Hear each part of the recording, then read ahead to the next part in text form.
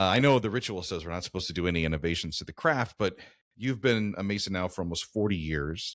Technology has definitely evolved. Mhm. Information is so much faster for us to get, especially in Masonic education. I don't even know when you first joined, was the Robert R. Livingston Library in the Grand Lodge building with access to all of the books and records that we can go to today? Oh yes, absolutely. I mean, it was a little more open because I knew the librarian very well, and he used Mm. to just let me roam the stacks, and I could just You were scan the that guy. shelf, Okay. and I would find interesting things, to check out. Oh, excuse me. Um, Bless you. Thank you. He was so he would let me, roam the stacks, and it was very open. Now, everything is a little more organized and under control, and that's fine. But Mm. the library was there. But what was your original question? I think I might have strayed Well, away, I digressed. was kind of no, I hadn't asked yet. I was just curious. Mhm. We're talking about innovation and the Okay, role of technology and how technology. information Yes. is more available now. And I have seen it, especially just in people that came through the North Star program before COVID versus interested gentlemen that we had post COVID. The Right. questions were way more in depth, way more about the degree structure. They had done their research, so to speak. What is it like now when you're interacting with these young guys that are either in your Scottish Rite Valley or in your mother lodge, and they're asking you questions, and that they're able to use, this thing right here with Google, everything's possible, but they're coming to you for your perspective. Like, what has that innovation been like through the craft, and how do you feel about where sources of information are going to come for the next generation of Masons? Well, I think you have to be a more discerning reader, and before you can, so that you can understand just what it is. I mean, there's a lot of websites out there, Mm, and it's like you have to be able to discern the quality of what you're reading. I mean, growing up, how do we know the quality of fabrics? Wool versus silk versus burlap. Who teaches us mm, that?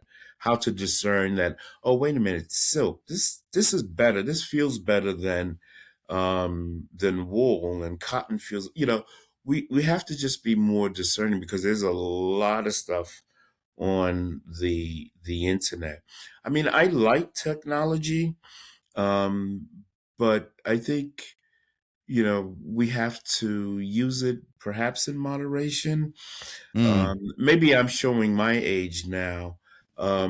We in the Scottish Rite, a lot of the degrees now are on or files or DVDs, that we show the mm-hmm, candidates, as opposed to doing the degree live. I actually prefer to watch the degrees live than to watch. I think one time we showed maybe 6 or 8 DVDs in an evening, and I found that very exhausting. I think if it was a mm, live performance, it might have been a little easier for me to sit through. So technology is great. Like I said, when I came in, I started doing the TV program, and I think I used it wisely, and it helped a lot. I think communicating with the membership is a lot easier. Certainly, the job of a secretary is a lot easier because of technology. A lot of lodges, when I came in, were still taking minute meeting notes by hand. by hand. Oh, jeez. A lot of that was going on. We Painful. weren't Yeah. we weren't using computers to maintain records, and Mm, so a lot of it was still handwritten notes. And as much as I'm a big fan of, the art of handwriting anything, letters, journals, whatever, I think using the technology to keep better records of what we're doing is a mm, plus. It's something that was long overdue. right. I like the idea that the library is scanning a lot of books So you can download the book as opposed to having to go to the library, although that's a wonderful thing to do. But you can share a particular book with perhaps more people. So there are benefits of it. Right. Technology is good.